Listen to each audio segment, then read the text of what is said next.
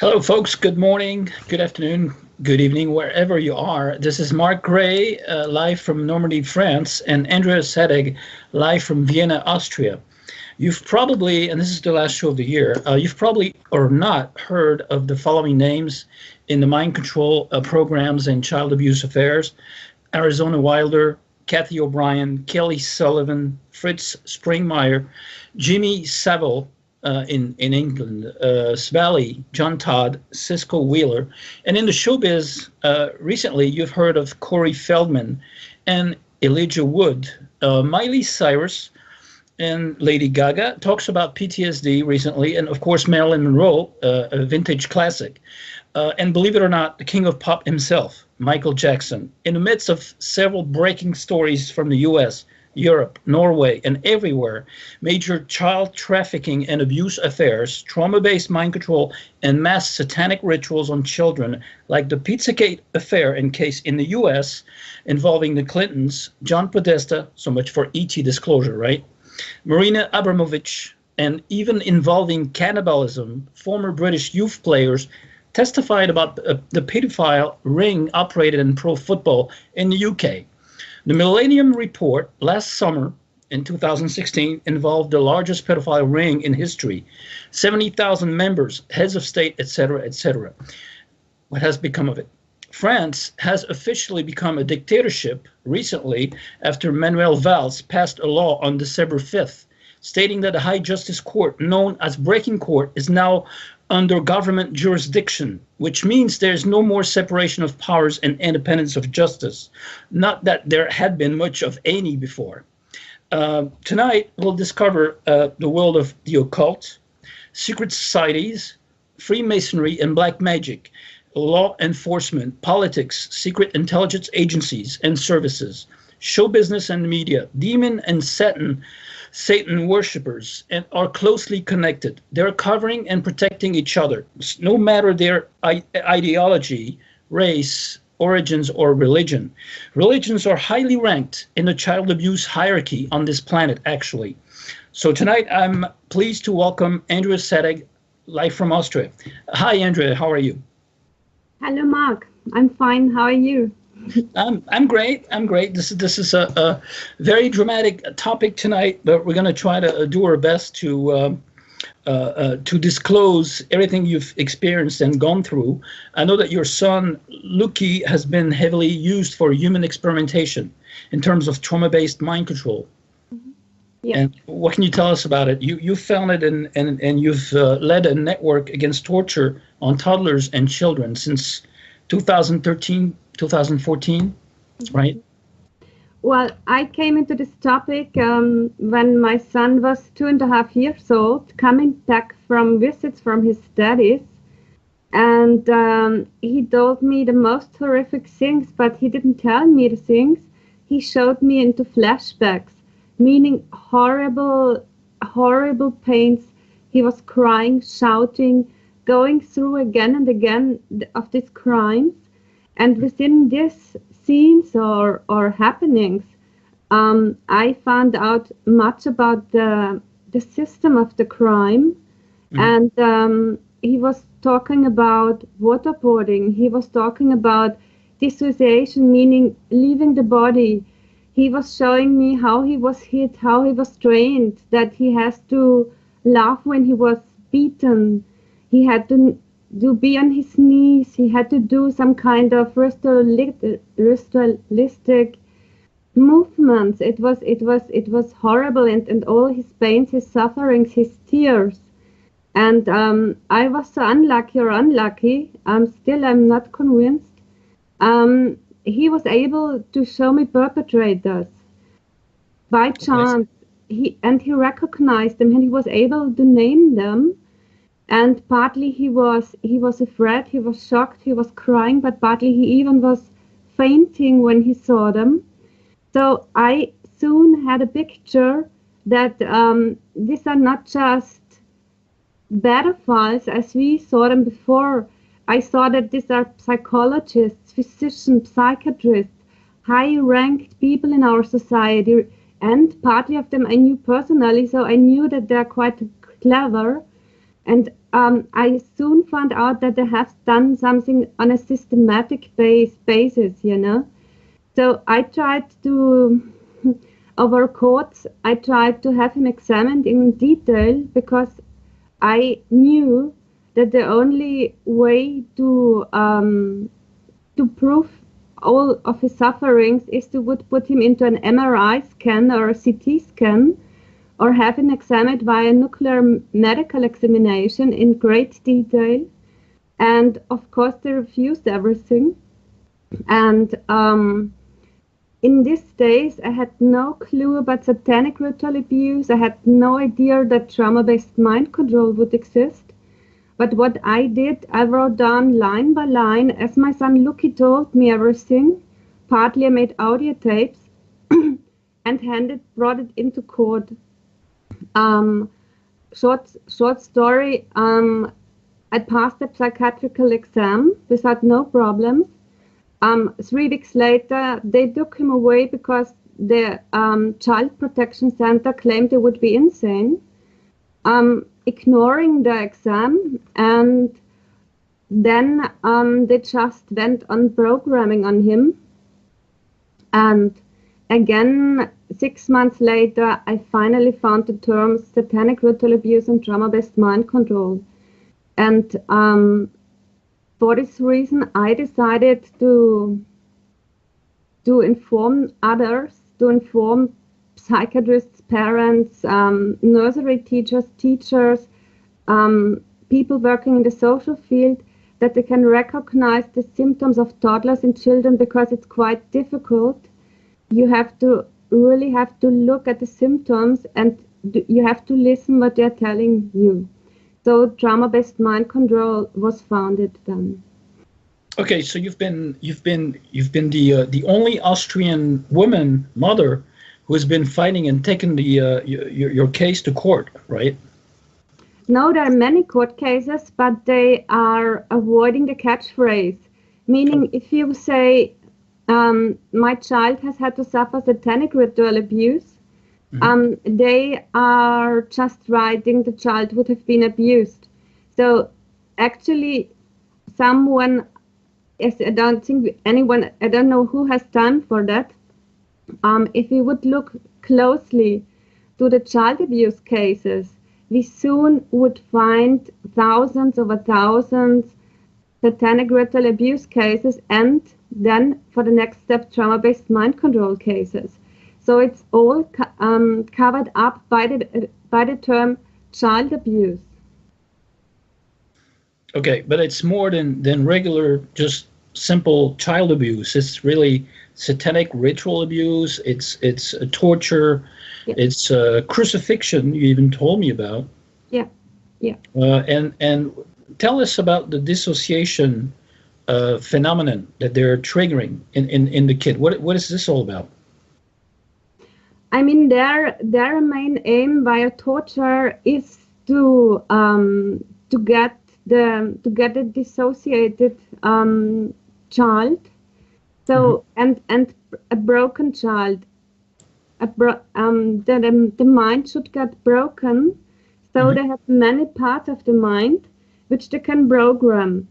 We all have heard of the stories that a child can then have, even as an adult, 5, 6 to hundreds of personalities. So this is the result they want to have. And these personalities should not know something from each other. And for this, you need deliberate torture, and you need exact torture. So it's cynical, but the torture nights within these groups, or also from the governmental side, are highly appreciated, because you need to know what you're doing. Mm-hmm. And the soul, their purpose is to make the from trauma, the trauma-based torture event on the child is to make the soul leave the physical body and container. And what do they do then? That has to do with demons and Satan. Is they possess the physical container of the child, right? Yes, partly, definitely, yes. There are I met over the last years quite a lot of heavily programmed survivors, and many of them have personalities that are completely accessed by kind of entities, but however we want to call them or name them. Yes. Right. Also realized in those days, this I did not report to court because it was in those days far too dangerous to report it. But also my son, with 2.5 years, showed me one personality, and this personality had completely black eyes, no white inside. And I found out later, many years later, actually, over an interview with David Icke, that he was saying when this is happening, then the entity is very strong within this personality. And it's like, I was a loving mother and taking care of my child, and all of a sudden you have the child with the flashbacks, with the highly traumatization, and all of a sudden within such a personality you see a child with completely black eyes. So it's really one shock after the next. And what I decided is I decided not to go into my feelings in this topic, because I would not have been able to help my son, and I would not have to be able to talk about it now or help others. Right. So your situation, basically, you cannot have access to your son, and the last time they let you see him was last summer, right? No, it was in summer 2015. 2015, right? Yeah. Last year, a year and a half ago. Yeah. Last year, yeah. And what they did on our visits, I'm allowed to see him every 2 months for 2 hours. And in summer 2015, I realized that they are using these visits for his programming. On one hand, to show me the further steps they're doing with him. So they showed me openly that he was crucified. I saw the wounds on his feet, his sufferings. And in summer 2015, he had 100% clear signs. I checked this with specialists too, that he has had to suffer sensory deprivation. So they are putting him in the sensory deprivation tank, and afterwards he's allowed to see me. And I decided I'm fighting for him to get custody back, and also at least to see him over the weekends, because this is incredible torture to see your tortured child and you cannot help him. Right. So basically, all this trauma-based mind control, the satanic ritual abuse, those are the terms, the acronyms that we need to know. As SRA is satanic ritual abuse, and the SCA is the systematic chronicle abuse, and the MK Ultra. Some of us are very familiar with the program. It's a mind control program by the CIA, and you can acknowledge and see the symptoms on toddlers and children. What can you tell us about the SRA and the SCA? There are many terms around for this crime over the last centuries. The term most common now actually is satanic or sadistic ritual abuse. But we found out that it's just one part of the whole thing. The term trauma-based mind control, MK Ultra, is more precise in my opinion, because for centuries they are going on with satanic ritual abuse, and those in powers do not anything against it. So this is governmentally wished, accepted, highly appreciated. And when you look into the trauma-based mind control agenda, you see clearly that the governments on their own are interested in this crime, because they are producing stuff for their own personnel, meaning as politicians, as Secret Service officials, as military staff, even judges are programmed. So they need this trauma-based mind control agenda to have their stuff which they can trust, they can manipulate like marionettes. And a new term I found first in Slaughter's work is systematic chronic abuse. And several scientists are trying to find an umbrella term for all of this crime, inclusive severe chronic trauma. Right. So they're basically breaking down their ego, they're fragmenting, they're dissociating their personalities, creating multiple personalities, obedient, broken down children that later on will become their agents in the field, in all types of all fields of society, right? Like black spirituality, military and governmental, entertainment industry in Hollywood, academia, and physicians, right? Yeah. Right. This is the pic that we're actually looking at. Yes, and we are always asking who are they. So this chart is depicting who are they. Mm-hmm. And Carmen Holiday, a brilliant scientist, she just put it together in one sentence: programmed robots are programming robots.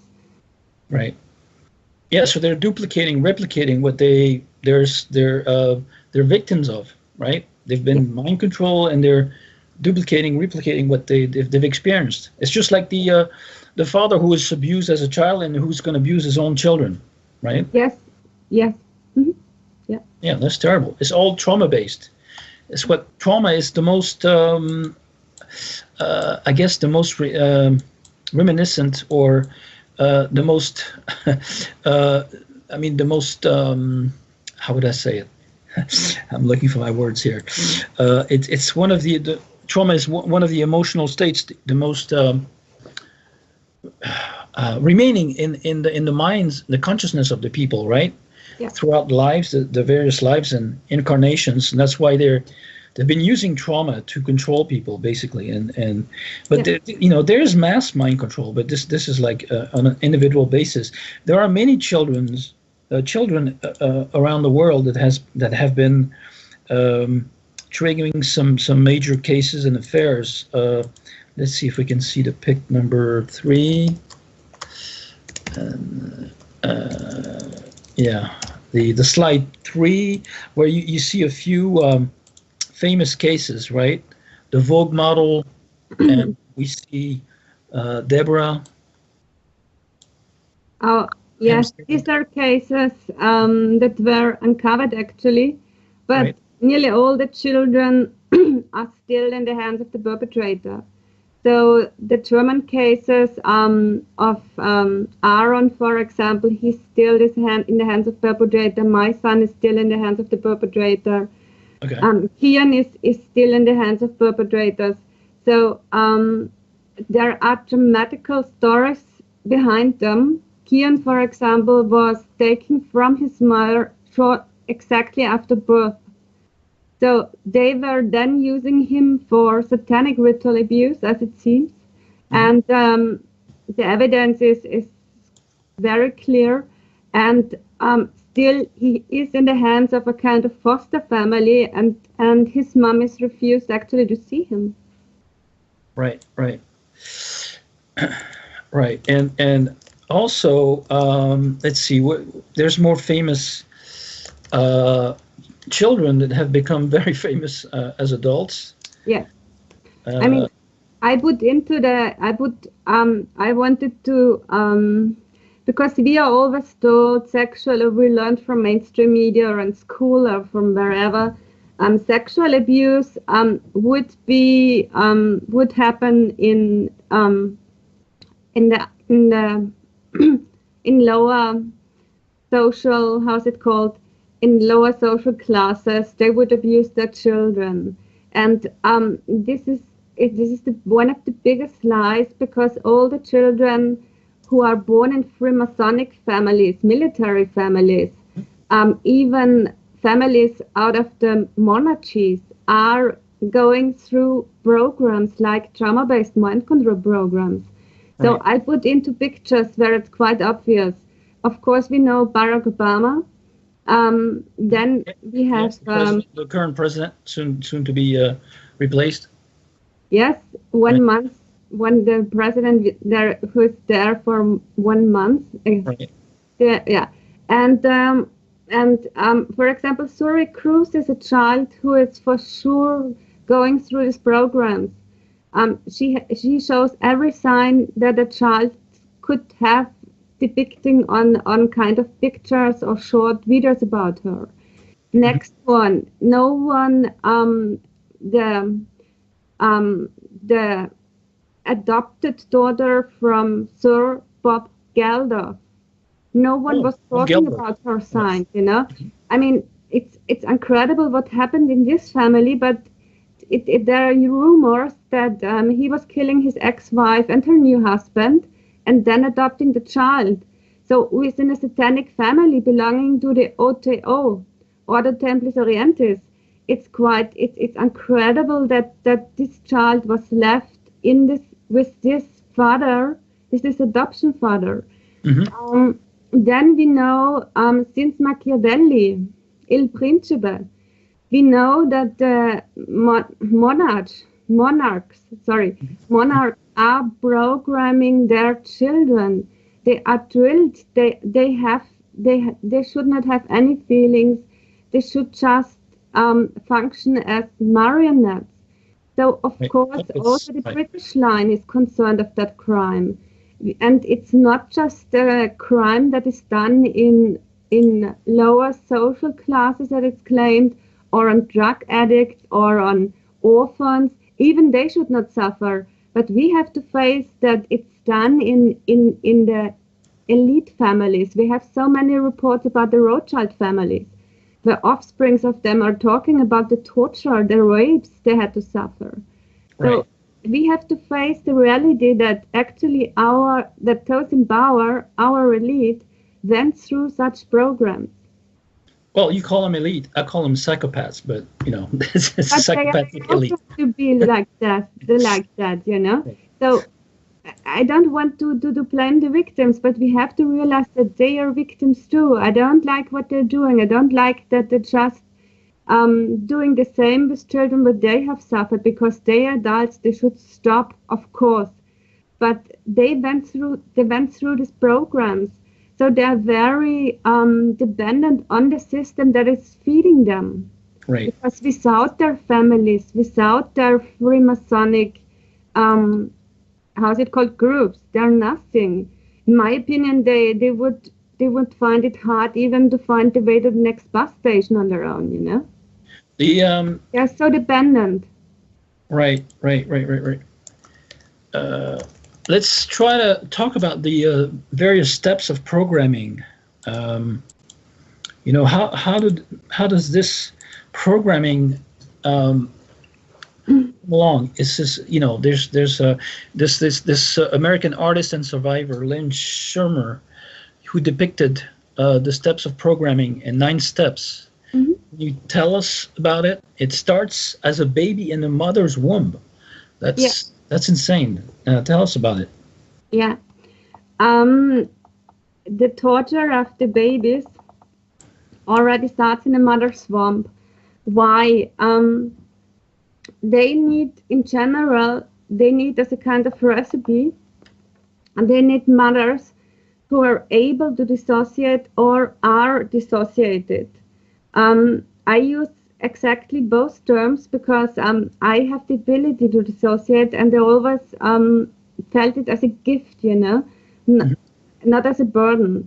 So it's maybe both sides, but for me it was a gift. So they still need mothers who are able to dissociate or who are dissociated. Why?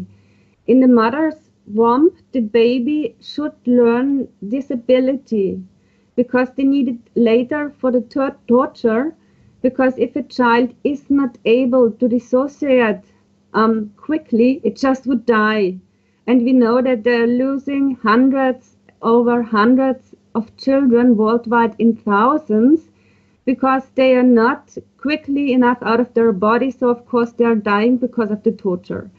So they start with the training, as it's called, in the mother's womb, meaning torturing the child. And so it allows them to step out of their body. So it's an out-of-body is triggered artificially through torture and trauma, out-of-body experiences, right? Yeah. Already And in the yeah, womb yeah, for the yeah. fetus. And you have to have this ability, otherwise you won't survive the torture as a child. We Right. adults would not survive anymore the torture the toddlers and the babies go through. We could not stand it, but Mhm. they can stand it if they have the ability to dissociate. Right, right. So the training of the dissociation training, as it's called, the terms is horrible, but it's you also have to see it on a scientific level because otherwise you don't understand their system. Already starts in the mother's womb, and this is done by several means. We know that the mothers are the womb is pushed. They are inserting needles to hurt the baby. Hmm. Most important is also to traumatize the mother, meaning shouting at her, bossing her around, hurting her feelings. And for example, also the mother should drink bitter fluids. For example, in our own case, my ex-husband told me, well, listen, this is a fine herbal tea. You should drink it because it's healthy for a pregnant woman. And so I drank bitter herbal tea because I thought it would be healthy. And you're very thirsty being pregnant. So I had no idea that actually this was part of the dissociation training of my son in the womb, you know. Right. And very often, if a mother is not, would never be willing to torture her child or to have it tortured, they're just drugging the mother and then are beating the baby and so on. Wow. Right. Yeah. And they drug the mother as well. Yes. Also during pregnancy.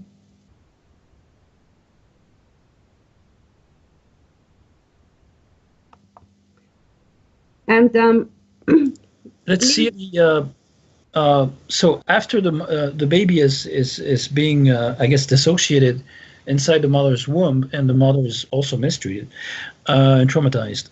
Between the age of 1.5 and before 3, the toddlers and children are also abused and tortured. yeah. Right? How does that happen? Um, it's very important that the mind of the child is already broken because at age 3, the trauma-based mind control training or programming is starting. So I always say to everyone, just take care of a child until the age of 3. Stay with him or her. Don't give it away. Don't give it to nursery schools or whatever. Just stay with the child until the age of 3, because after that, even horrible things can happen.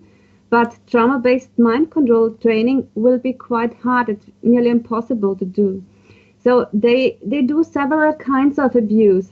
They are preferring sexual abuse because this is the best method for them to split the mind of a child, because Right. it's most painful on the soul level, on the mind level, on the body level. Right. So they are doing this because it's the most efficient way to do so, you know. Then of course they are tortured, meaning they have to, for example, my son told me about that he had to eat faces, blood. Feces. Right. Yeah, he had to swallow and lap up urine or vomited things. Right. Most important, during they get tortured, there is a group that is laughing on them and they're mocking on them. This is also very important because the child should lose and has to lose his inner self, his self-confidence. That's very important to break down the child completely. Right. That's why also they love this kind of rituals, that they are doing this. They need one single person would never be able to do it. Right. Yeah, so he loses his own sovereignty as a human being, basically. Yeah. already early on. So he becomes totally obedient and a slave, and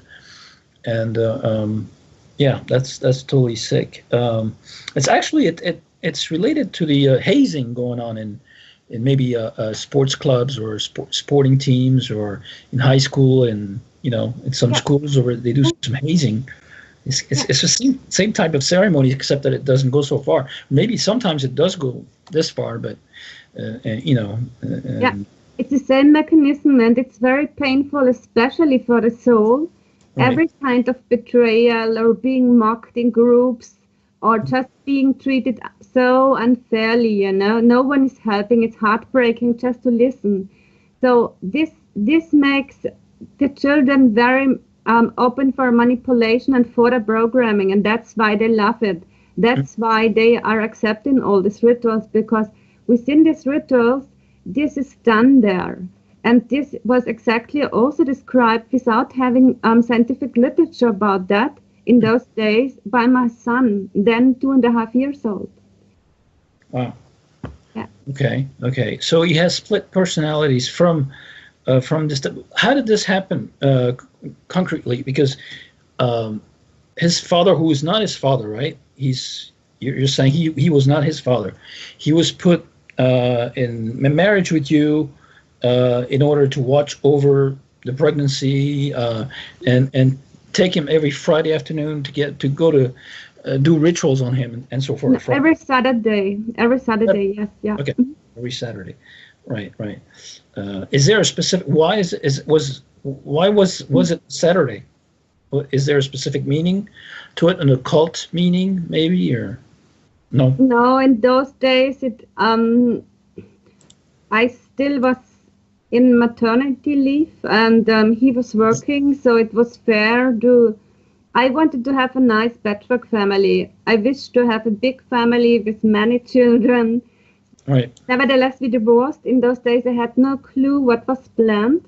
And then I decided, no, they both should be happy together. He should have his daddy. So I accepted willingly that he can visit him or fetch him every Saturday. So Saturday was the date where it happened. And in this phase, they have so many personnel. It's such an important phase. Even if I would have told him you can have it on Tuesday, they would have done it on Tuesday, because it's so important to get the child, to break him down or her down, to break apart their mind. So Saturday in this case was just because my ex-husband was working. Right.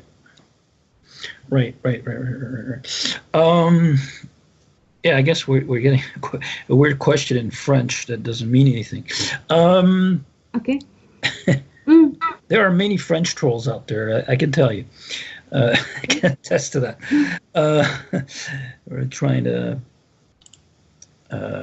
mess with our topic here tonight. So there's been ritual abuse. You think your ex-husband was part of the Secret Service intelligence? He told me he told me that he would have worked in the Iran for military. Oh, Iranian. He told me. Persian military. That's why he had. He told me that he's educated on that. Right. But he told me that he would now not work anymore for them. Right. But it was very clear that he also has the ability, the training, the education for that, because he spoke several languages perfectly, on a perfect level. He was very, very familiar with doing sabotage, and he also went into a Sufi school, he told me. So he was really great at black magic. I just realized it sometimes. So he really showed, and then of course as a psychotherapist and so on. So he really was highly educated, Yeah, so highly trained, highly educated, and highly initiated to the occult, magic and so forth. So he was probably You said he was part maybe of the Mossad as well? I saw it's we have here scientific literature that is saying that the whole secret services are working together. It's hard for us to understand, but Right. I can confirm this at least in our case. We have Iran. We have secret service from Iran, from Persia. Iran? Mhm. We have the Mossad involved, we have the CIA, we have Austrian Secret Service, we have British MI5, MI6, and we also have connections to Russia. So you really see that this kind of crime is done internationally, and we know, for in terms of trauma-based mind control, that they are working together. They're exchanging information. They are doing research together because they still want to create this kind of Übermensch, superhuman. Yeah, superhuman, right. And Just like the super soldier thing, yes, program. yes. Right. But the Nazi Übermensch, Übermensch, right, right, Übermensch, superhuman, they right. still want to create it. And based on this, it makes sense that they're all working together. Right, and it's all derived from the old Nazi programs as well, Yeah. and what I call the Nazi-honest programs, because they all work together, even in the death camps. So, like you told me before, the Jewish were turning in other Jews into the death camps to the Nazis, and they were Zionists already. So they all work together. So there's no duality in this world. All the assholes are working together. You know, all the psychopaths are connected and linked. Yes.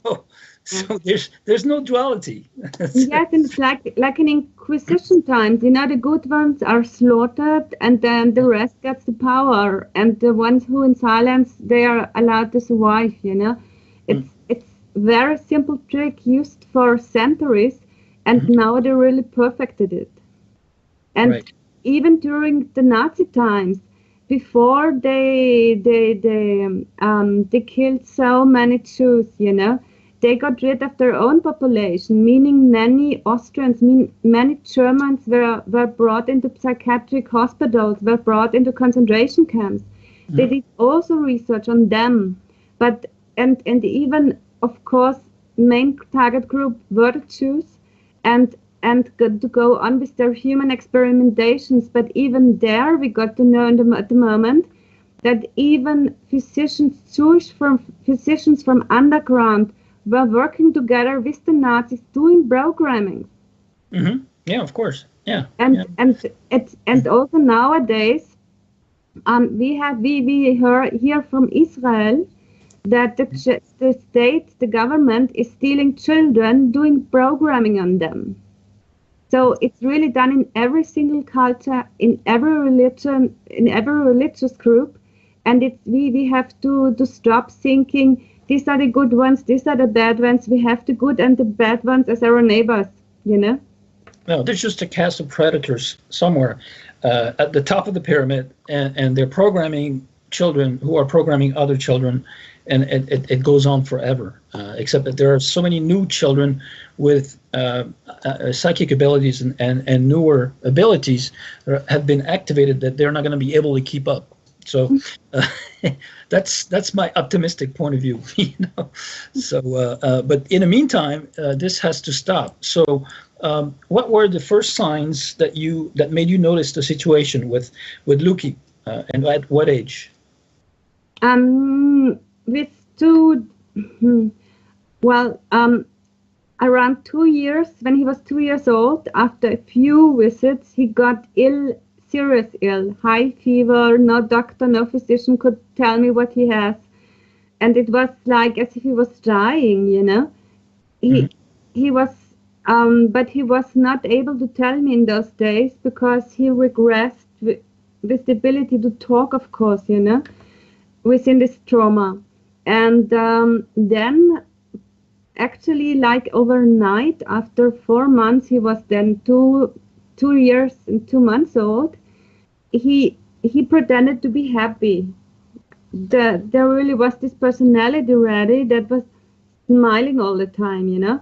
And between that, he had flashbacks and this and this and this. So I got very worried what was happening. And 2 4 months later, I got to know, well, this, and everything broke out of him piece by piece by piece. And I was so lucky because I studied comparative literature. So I'm specialized on texts and text analysis. And this was very helpful for me because I remembered every single line he was telling me and then bustling together within the chronology. And it was very helpful for me to be able to do that. And even to express what he was telling me, because partly they were weird things he was talking about.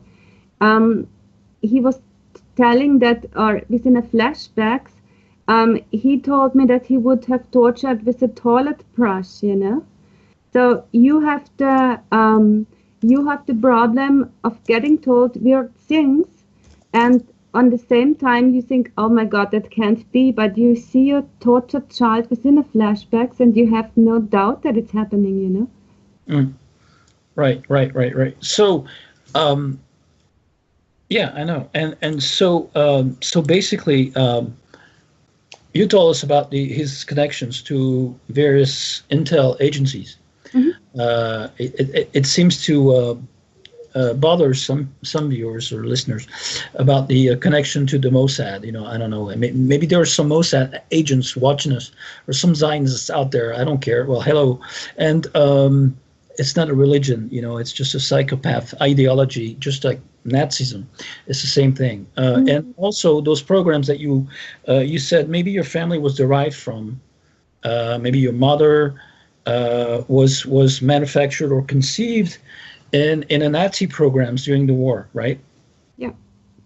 Right. Can you tell us about that? Because it seems to be just like the ET experiencers or abductees, like an intergenerational issue. You know, you're picked because of your genetics, and there's something about your genetics, your genes, or maybe something else on the soul level that has a connection that is of interest to them. You know. Okay. I mean, but I can add to the Mossad theme or Israel. Lucky, my son, to recognize perpetrators. On one hand, out of high-ranked former Nazi families who were doing this crime hand in hand with high-ranked Jewish families. So they are working together, and we know that that Israel are asking every single Jew worldwide if they want to join Mossad. We know this from the 90s. They were asked, do you want to help informally? And everyone said yes. And I always thought, oh, that's a great idea, so they can protect themselves better. I'm not of that opinion anymore, but it's like it is. And it's nothing against the Jews, because I have heavily programmed friends out of the Jewish communities. So they are also victimizing their own people. It's not against each other. We just have to stand up against this crime altogether. And It's not against a special group. And your question with my family... maybe it has something to do with the blood type as well, or not? I think it's... I think we don't know enough at the moment, is my opinion. Right. It's claimed there would be some interesting blood types. I have O positive, my son too. So this is the type of the long distance runner, you know. They need this kind of soldiers for long-term jobs. This we know, it's said, you know. Then blood type A, I think, is for short, intensive, powerful operations, you know, where you put out all the energy in 5 minutes and then you're having a break. But I think they know much more what's within our blood, within our DNA, and I believe that the criteria we don't know now. Okay, right. And you told me your mother was sort of like totally, how would I put it, emotionless. You know, when you asked her about your son, she, you know, it looked like she had no emotion towards you, or she wasn't sympathetic, or she was laughing when you questioned her about Luki. Well, I mean, I'm convinced that she herself is programmed. Mhm. She has a typical programming for a female perpetrator. They are kind of narcissist, sadistic type, Right. All right. All and right. they need this kind of woman to raise children because the mother has to handle the child. And as a mother, you have to be very cruel to the child. If the child is crying, and you should not comfort it, or you just have to leave the child alone. So you have heartbreaking situations all over every single day. So you need this type of programmed mother, Mhm. and especially on my mother, I did not realize how insane she is. Actually, I just knew, well, she's weird, Mhm. but I had no idea that Lucky told me that she's involved. I nearly could not believe it, but of course I believed it then. And she seems to be directly programmed from the Nazi doctors herself, like many in Austria. Um, the Austria is very unknown in this in on this topic, Mhm. um, but you must not forget that the academy, the SS Academy for Physicians doing human experimentation was in Styria in Graz. Oh, So in God's. Okay, with Mengele. Mengele was there too, or? Mengele was there. Aribert Heim Mhm. went to school there. Mhm. He's Dr. Death. He's the second famous physician involved after Mengele. There are books about him. He did enormous research in Mauthausen, in the concentration camp of Mauthausen. So we here have deep third or fourth Reich programmers. Mhm. And also American whistleblowers, for example, Kay Griggs, in an interview in '98 with Rick Strohcutter, said that the psychologists and psychiatrists here out of Vienna are teaching how to program. Right. Right. Actually, in slides, the next slide that we're looking at, we can see how biofeedback training blocks access to certain parts of the brain, alter teams, and this is how it works, to deliver shocks like electroshocks, Yeah, of various intensities. So it actually creates alters in your brains, and this is what Mengele was working on, right, yes, in the death camps, yes, and all the mind control Nazi programs were working on. yes, yes. So And they also studied the connection to the soul. Here are always the Satanists are coming into the game right. because they need also this betrayal of the soul, to stop the soul from development, to try to split the soul, Mm. and the combination is very important. So these are the connections from satanic ritual abuse to trauma-based mind control, meaning the governmental human experimentation, actually. Yeah. Right. And also the kind of report we're getting symptoms. They are also being raped from adults, by adults, as well as from animals. Yeah. And this is terrible. This is like bestiality or something. Yeah.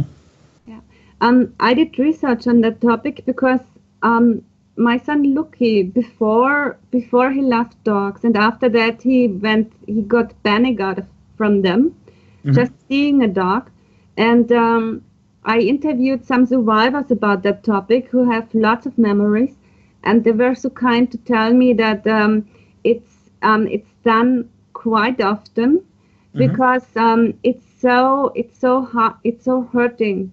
It's so hurting the soul. You're so humiliated.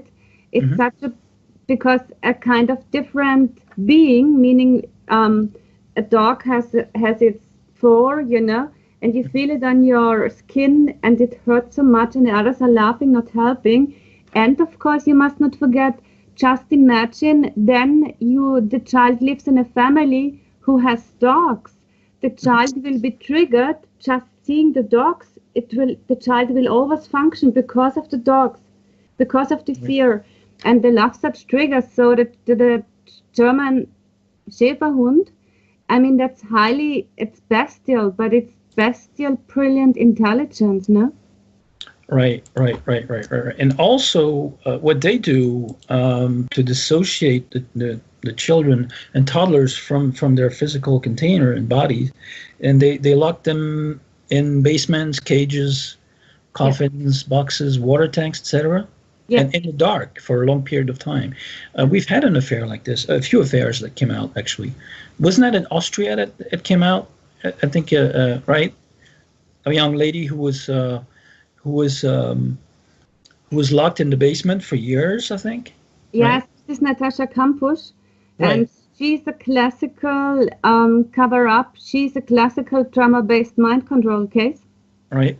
Because authorities claim that it would be a single perpetrator who would have kept her in this basement for, I think, years. And the second case we have here in Austria is the case of Fritzl, who kept his daughter also in a kind of basement, and he had 7 children with her. So a whole village would not have realized what this guy was doing. So these are really cover-ups, and the Fritzl case is 100% a satanic ritual abuse case, because they love to impregnate women. So they have to give birth, and they also love to play with genetics. They love to play with who the father is. Also, there are rumors about that Natascha Kampusch has given birth to a child, which is now adopted and lives somewhere else. And so there are so many politicians or those in power who love to create unofficial dynasties, you know? Right.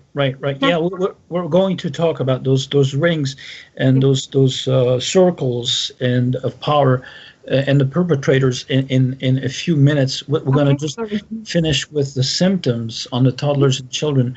In the slide 10, you mentioned on your website that some of the symptoms is having seen devils and ETs, etc. You mean as an experiencer, as an abductee, or have they been encountering those creatures or beings, or was it some type of holograms or holographic projection in front of them? I mean, many children report of having seen devils, you know, or even ETs. Right. Both. I know both stories. Luki hasn't told me about it, but I know it from other cases. Okay. And the problem we have now is that they can do with that 3D, 4D, 7D animation so perfect pictures. So the new generation can be so heavily manipulated by this kind of technique, because what will they tell us? Whom they have met, because they think it's real. And there are even experiments, as you know, Marc, I have the information from you actually, that they can now, that you even can touch the hologram. Yes, yes, they can touch it, yeah. Right. So the new generation will have a hard time to really find out the truth, because the pictures, the scenes they have seen can be manipulated. Yes, but they can also materialize, because I've seen hypnotic regressions where people talk about real meetings with demons and extraterrestrials and so forth, and they materialize, and sometimes they leave physical traces behind.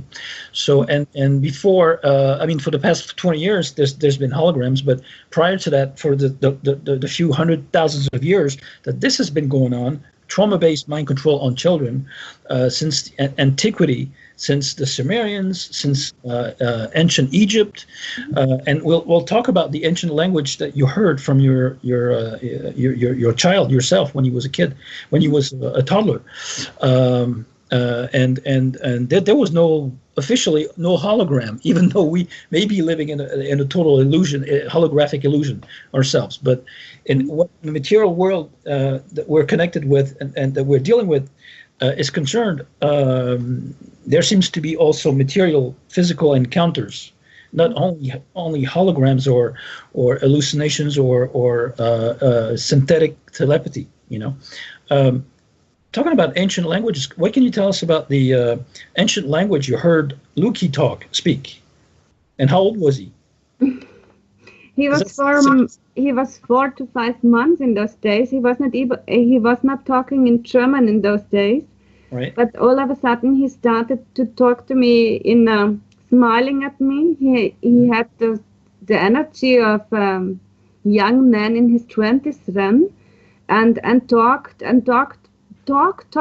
for 3 minutes, and I was like, wow, what's going on here? And I nearly never told someone about it before, but 1 year ago I found, doing research, I found material that they did these experimentations, meaning the group, the predecessors of the Thule group or the Frill group. They did Madame Blavatsky and all those, Hartmann and especially here in Vienna.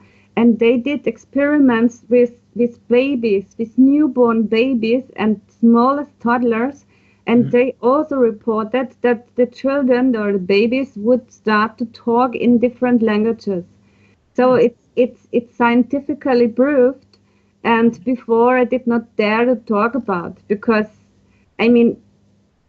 tell your general practitioner around the corner that your son would have talked to you as a baby, as a 4-month baby with his suitor in his mouth in an ancient language. They declare you as the evacuated child immediately. Yeah. Right. And you mentioned that you saw him with black eyes. This was after the traumatization, meaning after being 4 months old. I don't know why, but he started to talk into another language with me. Right. And I found also scientific literature from 150 years ago about that. And right. After traumatization, with 2.5 years old, he had one personality that had this completely black eyes without any white inside. It was like in a horror movie. And I accept everyone who does not believe it, because I would not believe it if I wouldn't have seen it. Right. I understand. And you said that he was telling you those words, mommy evil, right? Yeah. He was like a mantra. It was like a mantra, these black eyes, mommy evil, mommy's evil, mommy's evil. And then he was falling asleep, and I was standing there and thinking, oh my God. And I have never watched Rosemary's Baby before, because I could never stand to watch such kind of horror movies.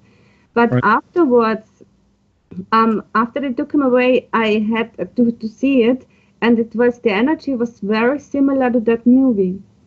And right. Also Roman Polanski knew more, because he would face jail, I think, in America. Right. So he's hiding somewhere because of pedophilia. He knew exactly what he was talking about in this film, Yeah, for sure. You think he was a perpetrator as well? Just look at the pictures. Yeah, well. With the children, you have no doubt. And if you not look just at the pictures, just on the energy around him, the vibration that comes out of this thing. Right. Right. We're gonna finalize what the symptoms are about and what those children are experiencing, and then we're going to talk about the rings and those this international rings. Basically, they're being administered drugs or alcohol via injections or suppository or drinks, or they're being sedated with a mask, and also they're being injured with dazzling lights and shrill noises. What do you mean by dazzling lights? Dazzling lights are lights that are just blinding your eyes. Right, like stroboscopic lights. It's just to flash the eyes to confuse everything. This we know. Right. The same with sounds that hurts in the eyes. Because I know two Austrian physicians and researchers who were NDE experts. I forgot their names, but they came up with stroboscopic lights, which later on they called the Luciolites, whom a French reptilian ufologist here in France is selling all around France to trigger out-of-body experiences. So that's why I'm mentioning that, the stroboscopic lights, and they were researched by Austrian physicians. So Austrians, that's cynical, but Austrians are brilliant researchers. But the problem is that their research is often based on bestial human experimentation. Right. Yeah, exactly. And what kind of noises, shrill noises, what do you mean by that? Shrill noises, I'm meaning hurting noises. It's, you can hurt the ears with noises, no? Right. And this is all intended to dissociate. Or they are putting into the ears come noises with different frequencies.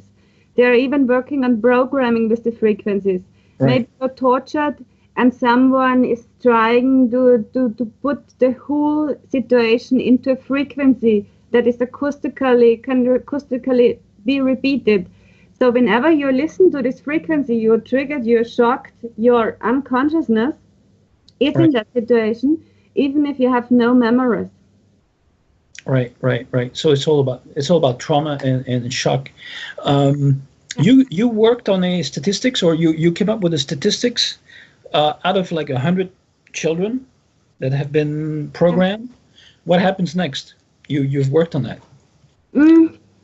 I mean, Tammy Stefano, she's an American psychologist doing a lot of work for children, for uncovering everything also. And she said that one perpetrator will rape, one pedophile will rape around 100 to 130 children in his whole lifetime, in average. Wow. So I took this number and said, okay, one perpetrator is raping 100 children. And then I said, okay, and I say 10% of these children will become perpetrators on their own. Right. Then I did some kind of statistic forecast, and I found out, I checked the numbers 10 times because I couldn't believe it on myself. But after 5 generations, this one perpetrator caused 1 million perpetrators. Oh, you mean it would generate, yeah. Right. Because it's there's a certain point where the whole crime is raising exponentially, and you can change the numbers as you wish, but you have the same effect. It's raising exponentially, and that's the situation we are in now.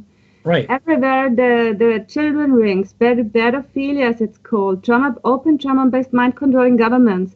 We are in this exponential curve now where you really can see it's done, Right. Such a huge extent that you just can say, wow, what's going on here? Yes, and you mentioned the perpetrators. You put together a list. It's on your website of the perpetrators that Luki acknowledged, recognized, pointed out on the list. What functions do they occupy? What do they hold in society in general? Okay, well, they're out of the branch of physicians. They're psychologists. Right. Lots of them are psychotherapists. Wow. Okay. And then, of course, the usual family members, because you always need the family involved in such crimes. And this is mainly the list. But why I put it on the website to make it to show it openly, I was hoping that that they would go to the prosecution office and say, listen, I'm on this list, I'm on this website. I have nothing to do with this crime. I want that you investigate now. but no one went to the prosecution officer. So it's highly interesting. So they don't mind, or they're so involved in this crime that they don't dare to go there. They don't make any noises, and they, they don't want to go against your list because they don't. I would go to I would say, dear prosecution office, you investigate now, because I don't want to be on this list, and no one is doing that. And this is, for me, well, it's self-explaining, no? Yeah. Well, no kidding. So they're mainly living in Austria, but they have connections. You told me to CIA, to Russia, to Secret Service, to the Intel in Belgium. There are some diplomats involved, powerful politicians. Who else? You mentioned, well, the perpetrators in Austria are obviously connected to the old Nazi families, and some of them are high-ranked Freemasons, you said. You mentioned. Yeah. One is the chief of the Freemasons in Munich, right? Connected to the CIA. No, the chief in Munich, I don't know. It's just the Großlogenmeister, master of the Grand Lodge in Munich. His nephew was involved. He was recognized with his wife. This I know. The former Nazis have the contacts to CIA mainly, and they're also are having contacts with Russia. It's very interesting. So you can really see the whole network. Yeah, well, since Operation Paperclip, they all work together. The Fourth Reich is in the U.S. So then you have connections to very important politicians, very powerful ones. For example, the son of the federal president's best friend, the son was recognized by my son as a perpetrator. Oh, you mean Sarkozy? Let's name him. No, it's here. It's Fischer. Oh, in the U.S. But they are mentioning Sarkozy.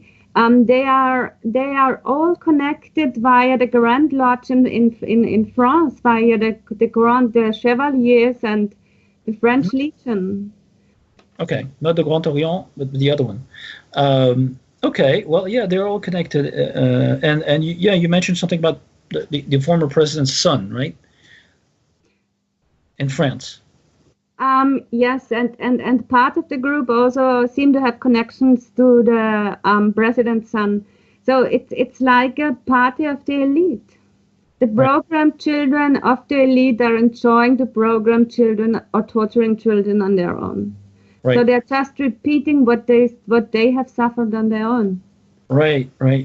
But still, Nazi programming rituals, you mentioned, the perpetrators were also the victims, like you said, of their own, and the government authorities on one side, and on the other side, some of the programming didn't succeed. So some of them are not well programmed, and they can get out of the program and they start talking, right?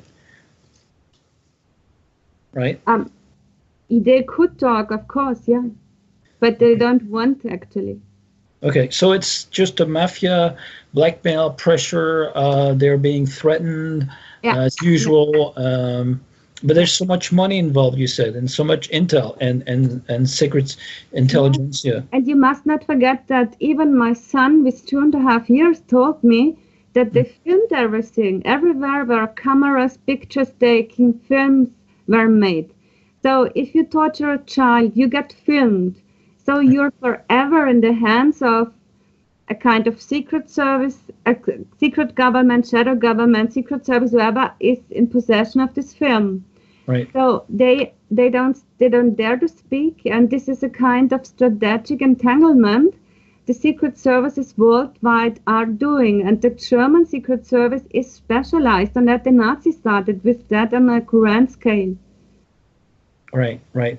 Why do you think they need the children? You told me that they get them dissociated from age 0 to 3 years old because they're so connected to maybe source, and they do experiments on babies, channeling with babies. And, I mentioned to you that, they've done teleportation testings with children as well, and Andy Basiago talked about it.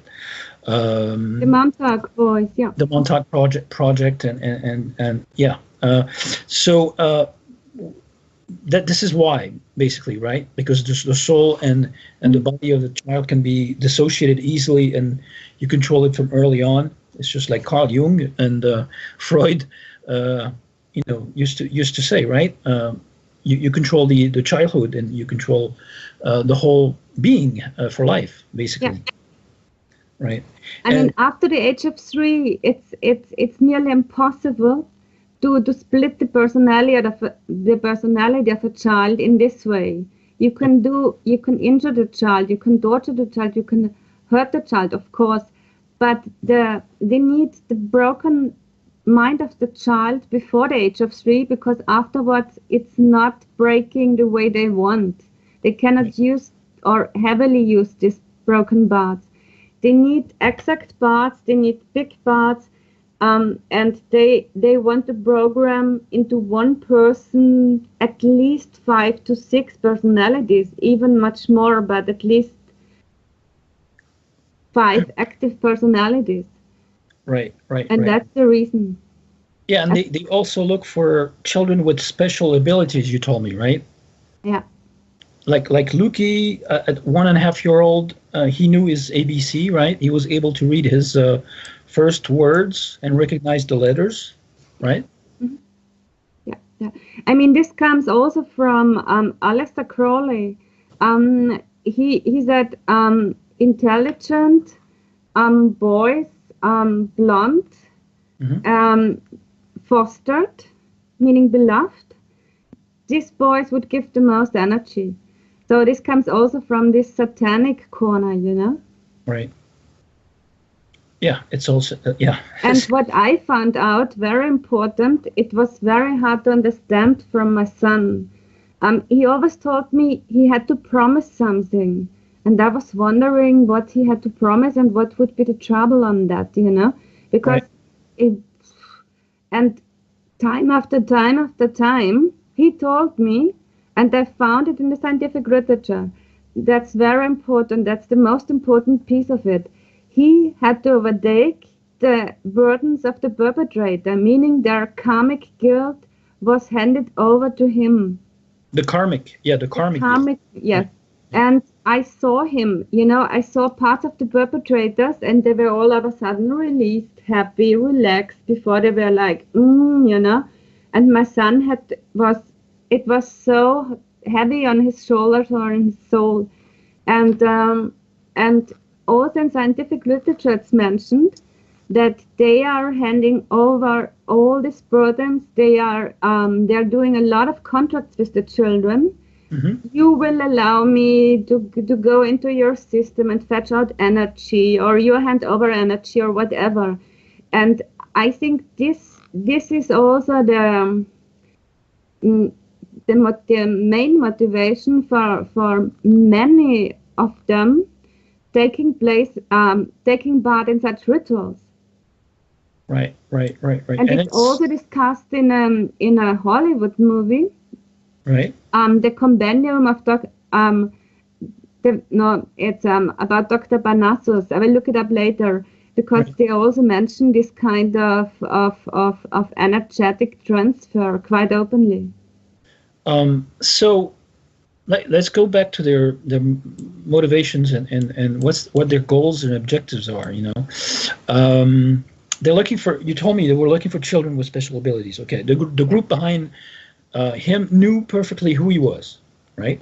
So they're looking for some type of, you said, Christ figure. They're searching for like children that could have these abilities potentially. Yeah. And they always take the bright children. Some families are happy to deliver their children to the foster programs in Austria, for example. You told me, right? Mm-hmm. So you saw him in 2015 at a foster home, or was it a child protection service, a place, a building, where they used also in a movie, a documentary about abused children, right? Yeah. Right? And it looks nearly the same. I was so shocked when I was seeing the rooms, right? Because it looked like the scene out of the child abuse, child trafficking movie. Mm-hmm. That was on television in the German-speaking countries, and the whole of this child protection center looks just the same. That's very obvious, because they need this kind of sexual torture, sexual abuse, to keep on going the child dissociated for the programming, that they are just selling the child or children there, And I have no proof for that, but the similarities are very shocking, no? Right. And why does the Child Protection Center need such a huge hall with a piano and all that stuff? I mean, where comes the money from? Why do they have so much money, and so on? Right. Also, child trafficking is heavily, it's pretty intense all around the world anyway. From Africa to Europe to Asia to Americas. So you said they were looking for mothers who are able to dissociate, right? Or able to dissociate, and also are gifted or talented. And so this kind of mothers or women are really targeted. And they're learning, the babies are learning the abilities from the traumatized mother during pregnancy, right? Like you said. So the baby learns it automatically when they stick the needle, like you described earlier, to keep them already dissociating. They always try to construct the scenario, when you talk in public, or you take it to court, or you talk to lawyers or psychiatrists about your case. They always try to say that the mother has been traumatized, so she's making up everything, and she's crazy, right? Yes, but this is the problem. I mean, they are trying to do in most of the cases. They are hunting the mothers. They are depriving them. They are trying to make them homeless, unemployed, whatever. And after a while, when the mother is breaking down, then they come and say, look, we have told you from the beginning, she's crazy. So this is a really cynical, bestial game, and you have to be very strong not to play it. And point is, actually, the mother is traumatized during pregnancy. So she's shouted, she's insulted, and. So the trauma should start then, or at least a kind of re-traumatization. But it's always their aim, because psychiatrists, psychologists are involved in programming. Of course, they just claim the mother would be insane. We know about cases that mothers, pregnant mothers, woke up in a kind of hospital, told they would have made a cesarean now, and the child would be away for adoption because they would be mentally insane. Can you imagine? You wake up in a state hospital and you have no idea about a kind of insanity. You have no idea what happened. You just know you're not pregnant anymore because your baby is away. And authorities claim you would be insane. I mean, so you must be so strong not to get crazy with this pain, You need so enormous power to stay on the ground, to fight for your baby, to do not give up, not to start to get really insane or crazy. Then they love to do gaslighting, group stalking, mobbing, human hunts. They are breaking into your flat. They are drugging you. They are destroying something on your car, and so on. So you have to be really strong to keep your nerves and not to get crazy, because this is exactly the path they want you to have in. Yeah, no. Then they say we were right. She can raise her child. Right. Yeah, I know. You're so traumatized. You're in no condition to even. Stay operational and raise a child. You're right. And you want to have. So you have to really calm down and stay centered, or even ever always try to get back, have a rest, then fight again. Because of course they want to present you as a kind of insane lunatic, of course. Yeah, we'll talk about some healing workshops if we have time in a few minutes that you're working on for 2017, because it's interesting and crucial. And you were mentioning something about Germany there's over 50,000 government child abductions per year, Yeah. and it's official, right? Toddlers, babies. You think they're building up armies, and the child protection services are coming to take away the children from parents that, they tell you're a bad parent. They're taking away newly born babies from hospitals and nurseries, like you said. Yeah. They take babies through cesarean, no chance to get back their children. And there are mothers that have been testifying. That is one mother, you told me, was in prison, has been in prison for 13 years because she protected her daughter, right? Yeah. Yeah. Wow. Yeah. Okay. Yeah. This is standard. When you're in the situation, this is standard to get to know about such cases. And we have the situation worldwide in every single Western country. In every single country it's done, And we see that they need youth welfare department staff, they need child protection department staff. They are building one foster home after the next. There is money, enormously money going to them. And to have to get this money, greed is, we know what greed can lead to. There are really human beings are willing to do this on other human beings, meaning on children, and parts of the children then go directly do human experimentation, satanic ritual abuse. Some are lost, some are transferred to foreign countries.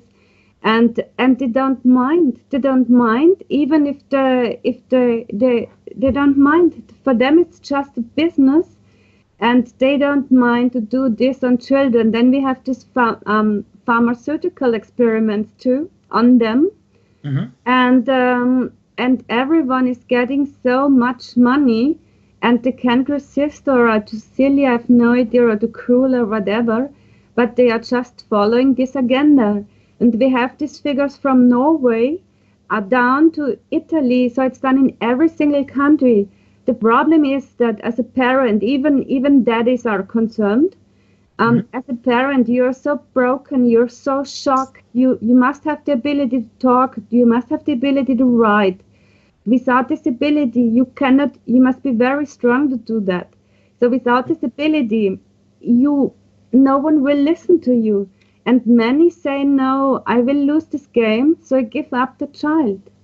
Right. Yeah, exactly. So you said there were some hunts, child hunts and man hunts going on? Yeah. Listeners are not, they think it's science fiction, like those. No, unfortunately not, no. My son showed me, my son had severe symptoms that he also had to take place on a hunt. Okay. He was hunted with cars. He got crazy when our car was starting close to him, and then he was trying to run away. It was like all of a sudden, out of the blue. It took time to realize what was going on, what triggered him, and why he was just running like a deer hunt. And we have the stories from the royalty. There are so many witnesses that are saying, I had to take part on such a hunt. Right. And we have detailed description, detailed witness confessions. And and from Africa, we know that they love to do so. And partly, I told you, Marc, when thinking on Africa, I always get so shocked because actually, I think I don't want to know what they did on them because it must excel everything we have heard before. Yeah, I know they're duplicating what they experienced. You told me the demons were an important topic. They're really working with them, they're learning it, from the Bible. But that's why we talked. We mentioned the religions and the Vatican being really a part of this whole pedophile ring, the priests' entanglement with, they remain silent and say nothing. They're entangled in the ring. They were abused themselves, and then they abuse children, right? Yeah, most of them are programmed to become perpetrators. You must not forget they are drilled to become perpetrators. Even young girls are programmed. You will bring us every single child, your children, your grandchildren, and your grandchildren. So we so often have this crime within families. And the problem is that most of them are, of course, getting perpetrators, can't find healing, can't find resilience. And of course, they're doing what they are programmed for. And those in power don't see that they're programmed, because for them, everything is fine. They have power, they have money, they have good jobs, they have high reputation. So it's hard for them to understand that they went through as children themselves. Right. A listener is asking, he said he was a watcher. He targeted and marked children, during his, I guess his flights, his abductions, his out-of-body experiences. And what did all this, what was it meant for? I mean, what did it serve? What purpose did it serve? I didn't catch it. What did he was a watcher? There's a listener. He says he was a watcher. I mean, I guess maybe he was observer. He targeted some children and selected them, marked them, and during his missions, I guess, his out-of-body missions. Okay. I mean, what I realized with my own son, but it's also found in scientific literature. We know that the children that are telling something, that are talking about these crimes, doesn't matter the age. Then they are brought back to the cults or to governmental programmings. These children are punished severely to educate the others. So if I got this right with the watcher, it can be that he had to watch what was done to other children, so he would be silent for the rest of his life. Right. So he was abused himself then, right? Maybe, potentially? Of course. And they are often working with cover-up memories. So you have a memory that's very disgusting, very hard to stand, very painful. Right. But you have to look behind, because in most cases, there are even more important stories and more cruel stories than you can imagine. And then you can find out the purpose. And as soon as you have the purpose, it's a kind of way to heal, because truth is always healing. You're through these programs. It's not happening anymore. So as soon as you know the truth, there is an enormous healing process starting. And I found out, even with my son being 2.5 years, every story he was able to tell me, every story I was able to understand, the healing went on so quickly. It was amazing even for me how fast it went, step by step by step. Right. And your own case, you have no memory from when you were born till you were 10 years old, right? Yeah, right? I have a huge memory trouble. I can recollect everything from age 15, but my early childhood, I have nearly no memories. Wow. Okay. And you're trying to regress hypnotically and finding out more about it, right? And okay. I start now to do this kind of research. Before, I didn't want to look into my thing, because I wouldn't want to mix up my story or my potential story with the story of my son or the other children. But now it's time for me to go into healing work on several ways. Yeah. But like you said, family members are part of this crime ring. Your family, you said, is part of this crime ring. Your mother is 400% part of this, you're saying. So it seems to, she seems to have been coming out of a Nazi facility. She was a genetic breeder, like you said in German, Lebenborn, out of one of those children born in 1948. Mm-hmm. Didn't stop after she was born, right? Mm-hmm. Mm-hmm. Yeah. No, it did not stop, of course. Right. Everyone thinks because they closed officially the concentration camps that all projects were stopped. No, they did not stop. Main programmer, besides Josef Mengele, Aribert Heim, was living in Germany, close to Karlsruhe, meaning in Baden-Baden. And they were just going on with their work and with their breeding facility, with their genetic research and so on. Right.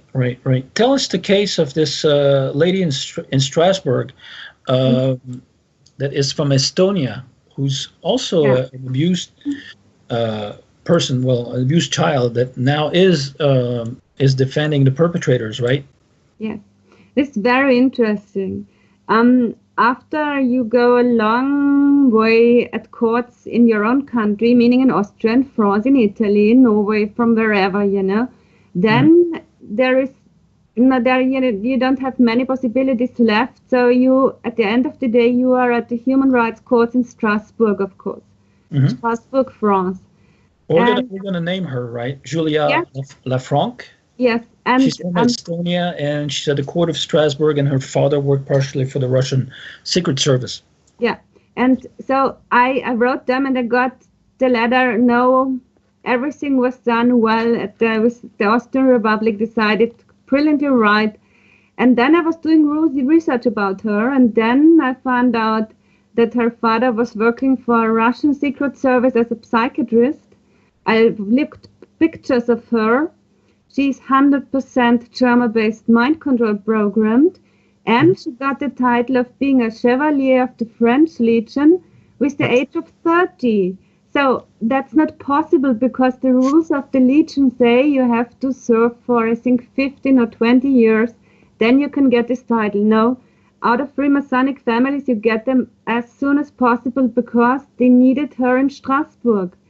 I didn't get it either, but I'm much older. But they give it to anybody over here. Yeah, no, but it's on one hand it's very funny, but on the other hand it's of course traumatic on all sides because she refused to look at the torture case of my son, and also she went through a trauma-based mind control program, Dr. Julia Lafranc. And also, there were children online. There were pictures online of her own children in the age of toddlers. You could see easily that these children also are going through a program. So you have the whole drama that this program judges are programming their own children, refusing to investigating, and this is, in some, if you go to a distance, you just can say that's a brilliant bestial system, no? Right. Yeah, it's the Ouroboros, the infinity sign. You go around in circles. Really a perpetuum mobile of evil, I call it. Right. That's what it is. Yeah, basically. Yeah. So she dismissed your case, the Sadegh case. And I wrote to the president of the Strasbourg court, to Dean Spielman. I've never received an answer of him, but shortly afterwards I had to fly from Austria because they wanted to kill me via radiation and poison. So maybe this was the response. I don't know. Right. So you're lucky to be alive. How come you think they keep you alive and well? At the moment, yes. It's yeah. Let's see what will follow next. What we know from several cases worldwide, you nearly never get out your own children. Right. I would prefer to kill them before. Oh, really? So I hope and pray that my son comes back to me. But I don't know if it will happen before he's 18 years old or so. I don't know. He's going to be 8 years old, right? He will be. Yes, in February he will become 8 years old. Yeah. Okay. You said Luki had to take oath, swear a lot. He was telling you his horrific stories one after the next, and the battle was in his soul contract, and that's where the solution may be, and they were trying to put pressure on his soul. They're doing that quite often, right? This karmic transfer is so important to them. That's the key. Tell us about Sandra Fecht and the contract removal and the karmic revocation, the contract revocation workshop that you think may be a solution. Well, Raise awareness is the first thing, you know. Even being targeted, I had to do a lot of kind of healing work on my own, meaning to be functionable, to stay functionable, to be able to do research, to be able to write down, because you saw the website, there are many pages, at least in German, and do research under radiation, do research when being hunted or targeted, writing to court. So I did a lot of healing work actually. And first I found out that these contract revocations are very, very powerful tools, especially my son told me, or I saw it on him, I did them on him. I also published a picture of him after I had done for a whole night this kind of revocations. And it was releasing his soul, he was peacefully inside him, you know. So I went on from time to time doing these revocations. Now the whole many are dealing with revocations, and they are recommending that you should do them at least for 1 month, even longer, every single day. This exercise on your website, or maybe you can give us the link to the clearing all enslaving mind process writings that you give me. You know, it's for business. Yeah. So, I love the ones from Veronica Keane. It's on the Montagu Keane website, but I will also publish them tonight on trauma-based mind control in English and in German, because I think they're most powerful. But every revocation is a good thing. Andrew Bartis has great revocations, and you feel them immediately. You feel them immediately. If they're working, you feel it like this, you know. And you should do them every single day. This is most important, because many say just do it once and everything is fine. No, they are playing with timelines. They are playing with the automatic renewal of this contract. Right. We still have not found out how they're doing it. So we just now do them every day. This is a great remedy, actually. And the second thing is what I just you can do on your own, because I'm preferring things you can do on your own. Because when you're targeted, when you have to leave the country, you're just with yourself, so you should be able to help yourself, you know. I found it very helpful to work with crystals or healing stones, because they also you just can carry with you. So you're trying to put together workshops in... Yes, then doing meditation. Meditation, going into your heart, is very, very helpful. And what I was so happy to meet Sandra Fecht this summer in Switzerland, actually. And she, as a psychologist, now as a counselor, she worked for decades with experience of satanic ritual abuse. And she developed very, very helpful methods in kind of healing, and her way is doing it via regressions. So also she prefers that you get the truth, and when you have the truth, the rest of healing goes like that, you know. Right. So basically, finding the truth is a liberating technique. Yeah. Right. Yeah. Finding out the truth, because this is liberating, is setting yourself free, and balance yourself. Yeah. Get back your memories for healing, and once you discern the system, you know what you could have done, etc. Because the thing is, you said they're sort of stupid, because they've been always repeating themselves throughout the ages. You know. Yeah. Our big advantage is our advantage. Yes. Right. Yeah. We're being more creative, but we're still in the loop of this mind control trauma-based karma thing, and they're not very creative. So from the Middle Ages to torture, from the Middle Ages to ancient times, it's always been the same techniques for torturing and trauma, mind control, traumatized people. So raising awareness, get people to know about child abuse or satanic ritual abuse or mind control programs makes a big difference, basically. So if there's a checklist, you told me that you can find out if you are concerned or if your child is concerned or if you're in danger or et cetera, if you're an experiencer of those things. I mean, that's my special field. I did enormous research about the modus operandi of the crime. So you can find out is somebody maybe involved or for 100% involved. Is the child within a program? Is the child used for SRA or for something different? Mm-hmm. Is the child traumatized? This is my special topic, and I make complex research or complex thoughts easy. I put them into kind of checklists.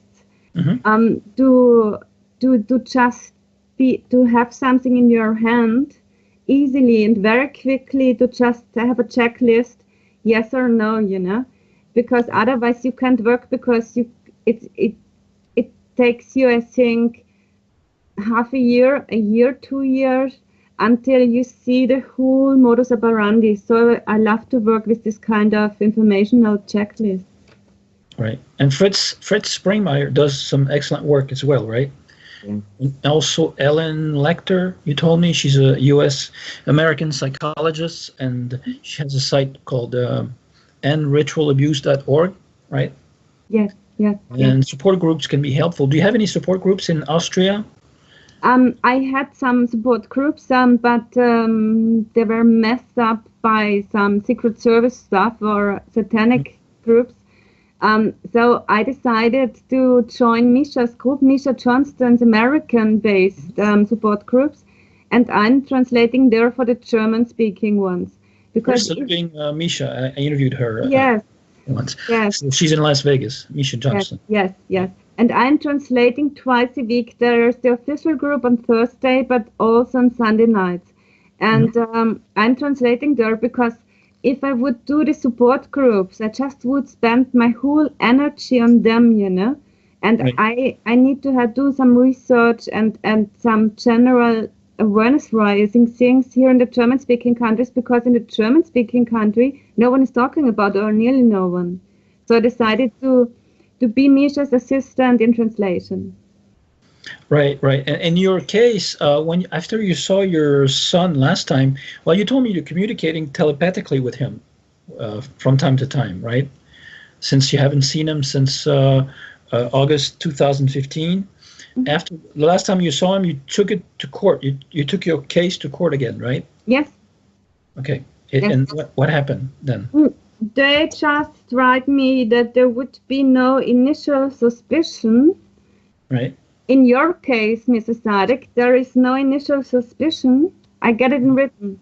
So we don't do anything. Best regards, your prosecution officer. And the telepathical thing, I just started for actually a few months or weeks. Before I needed help, but now I'm able to do it on my own. But of course,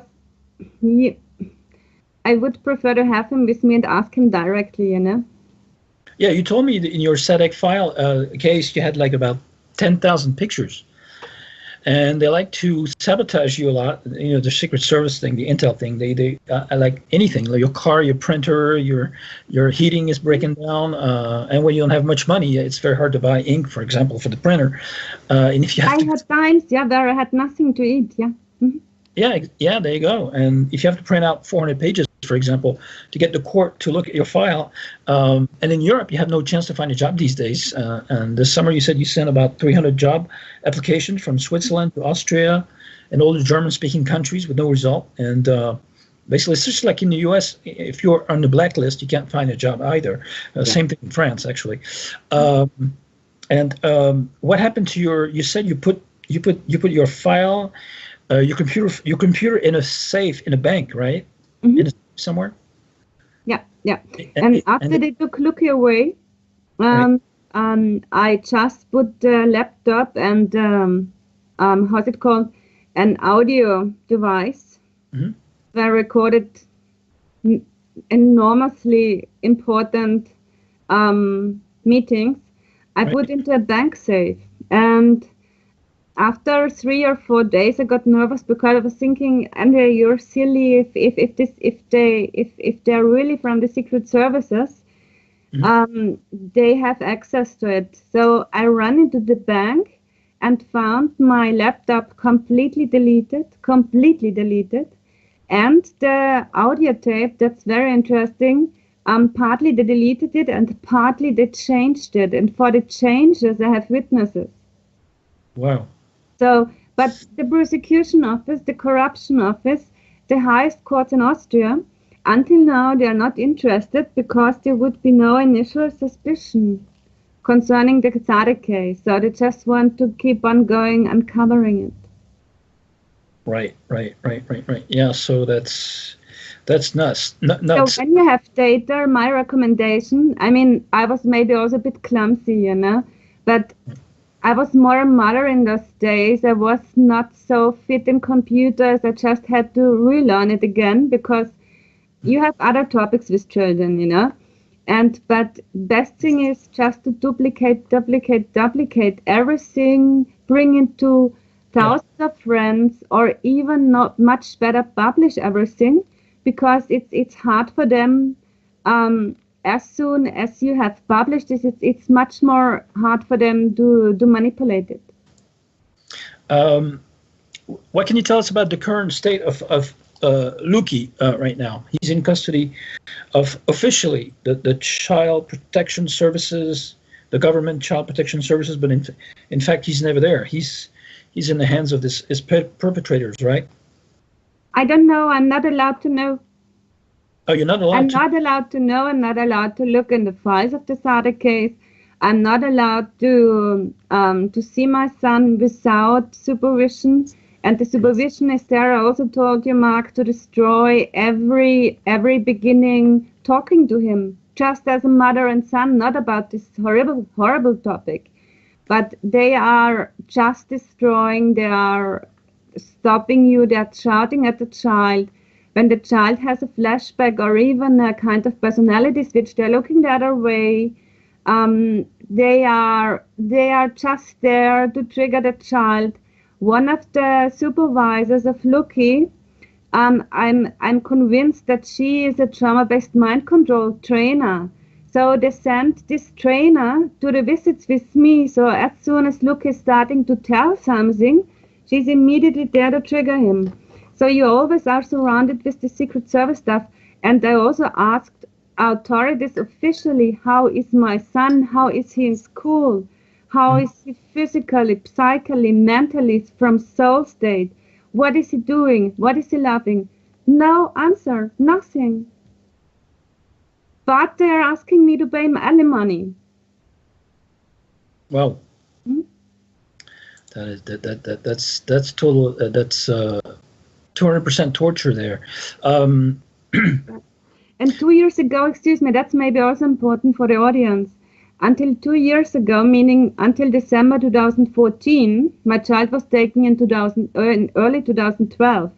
I was working as officially, governmentally allowed as a social counselor, helping unemployed to find a job in some kind of governmental programs. So until 2014, I was allowed to work as a social counselor. It was no problem, but I was too insane to be the mother of my son in the eyes of the government. I know it's almost like they're teasing your case, but your ultimate goal would be to make an unprecedented case, legally speaking, right? Yeah. So that you can build up a database of perpetrators, like we have the pedophile database around the world. Like in the neighborhood, you can access the already convicted pedophiles and so forth. But this is your goal, right? And so that they can be recognized by the victims and also the people in general, right? Yeah. Because the programmers group is not that big, you said. They work in all countries: Germany, Austria, the UK, the US, France, Israel, and so forth, right? Yes, and the perpetrators of Luki told me they would have tortured him, and the same guys, this is really interesting, a 2.5-year Austrian child is recognizing them, telling me, and then our 30-year-old German woman told me, yes, I also recognize partly them. And then I think 40 or 50-year-old American was confirming, yes, me too. So you see that the trauma-based mind control programmers, torturers, are really working on an international level. And at least between neighboring countries. That's why there are also so close connections to Belgium and France within the Dutroux case, or even to Germany, to Austria. They are all connected. Right. So all those, but what about their ethics? I mean, is any of them like sane-minded?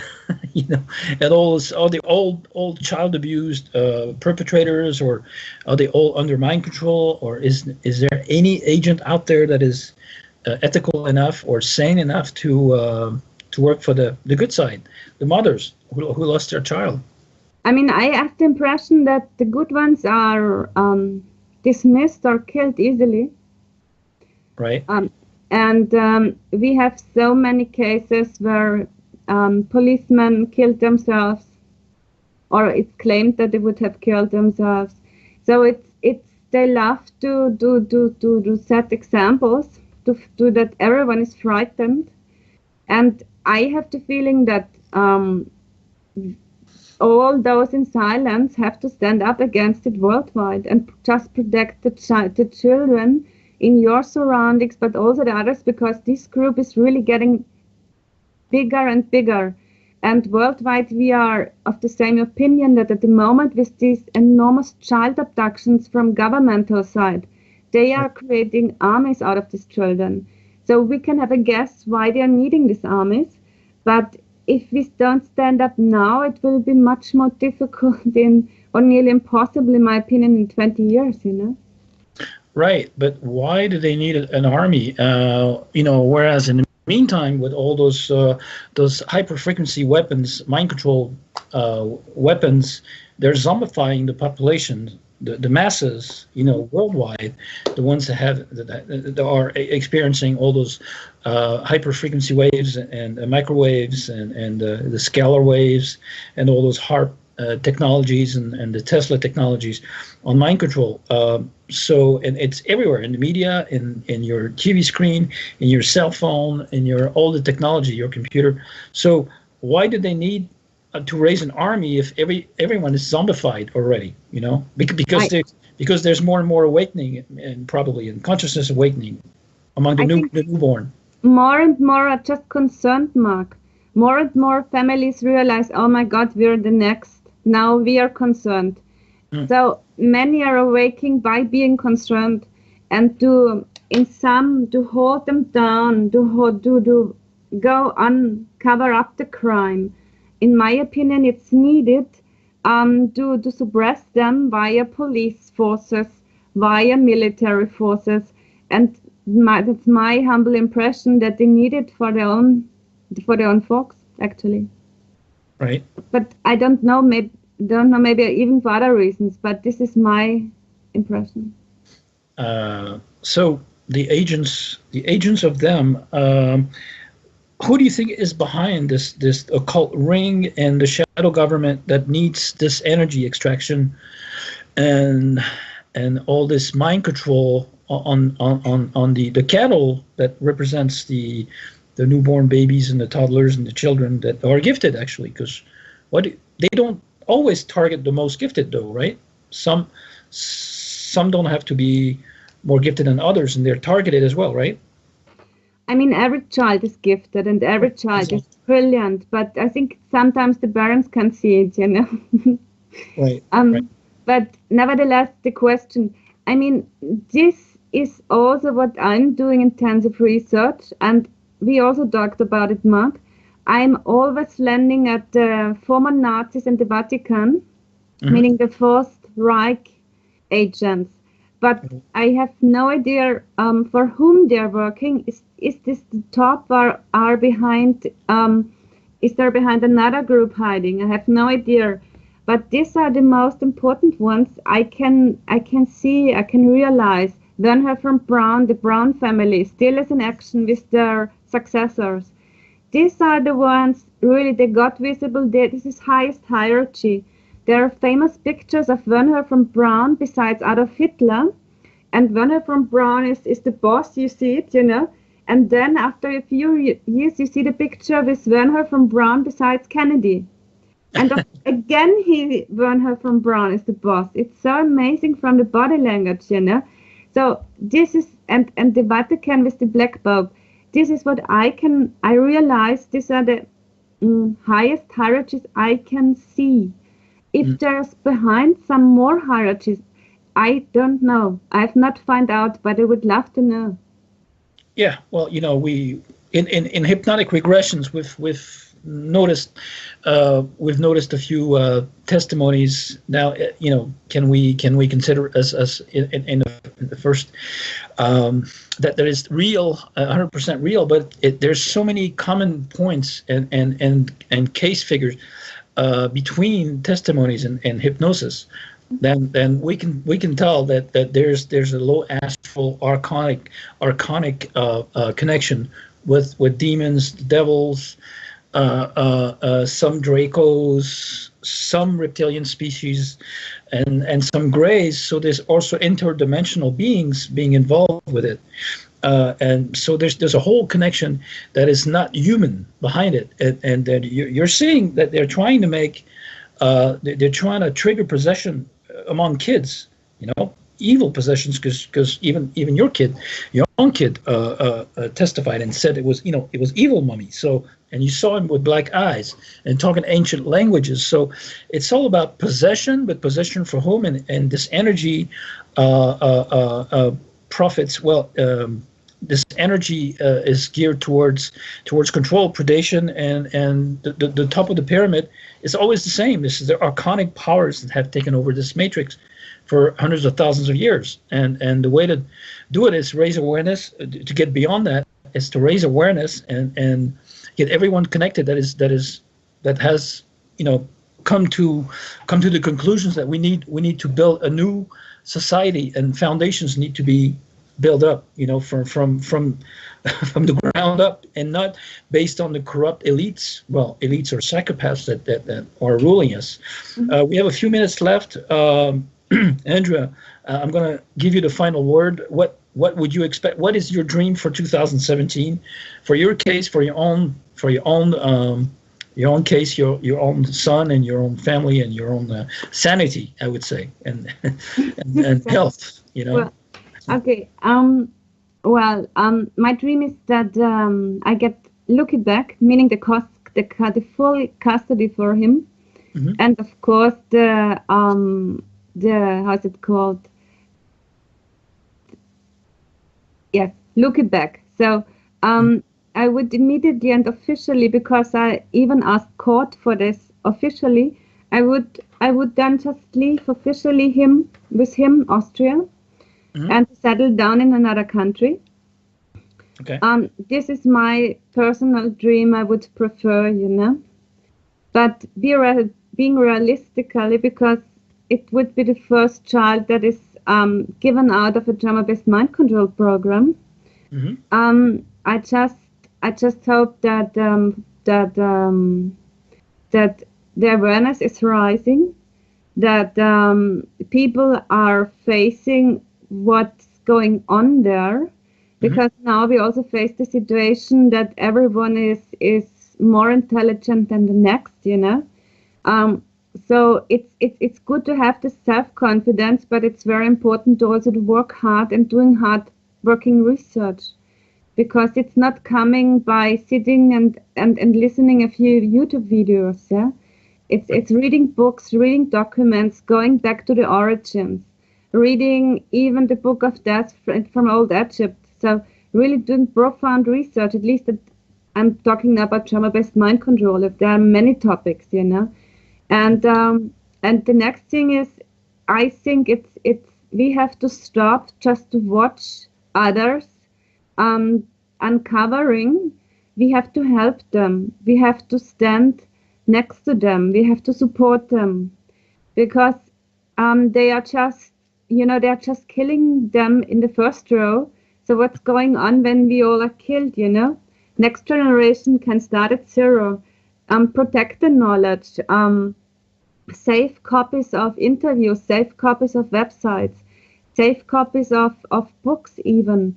We don't know what will be in 5 years here, and share the information, talk about it, discuss it, and if you have any questions to me, I'm happy and prepared to answer everything. What I know, of course. If you have doubts about it, just contact me. It's no problem. Mm-hmm. Of course, I'm not going to answer any fake hoax, blah, blah things, because I don't have the time for it. But if you have honest questions, no problem. I take the time and answer them. This is and my ending or my hopes for the next year. And yes, and I also hope that more are joining, more are seeing the need we are living in. So I hope they are donating something for Christmas. This would be my wish for 2017.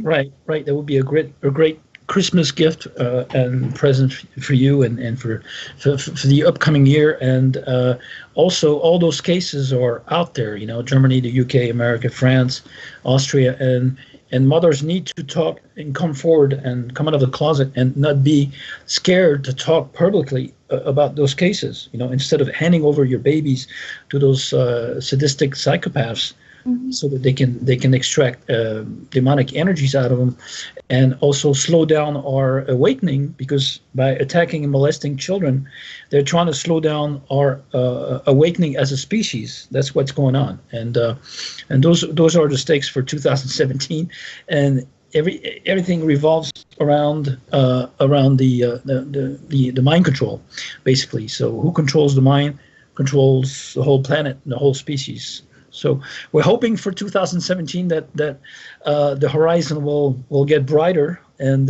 thanks to ladies like you, Andrea, at least children have hope to at least get a chance to come out of their molestation and abuse that they've been experiencing for thousands of years now. So thank you, Andrea. Thank you, and happy holidays, nevertheless. And we'll see you soon again, I hope, and with better news on your end. Okay, thank you, Marc, for having me. Happy holidays to everyone, and we'll see you next year. Okay, take care. Bye-bye. Bye. Bye-bye. Cheers.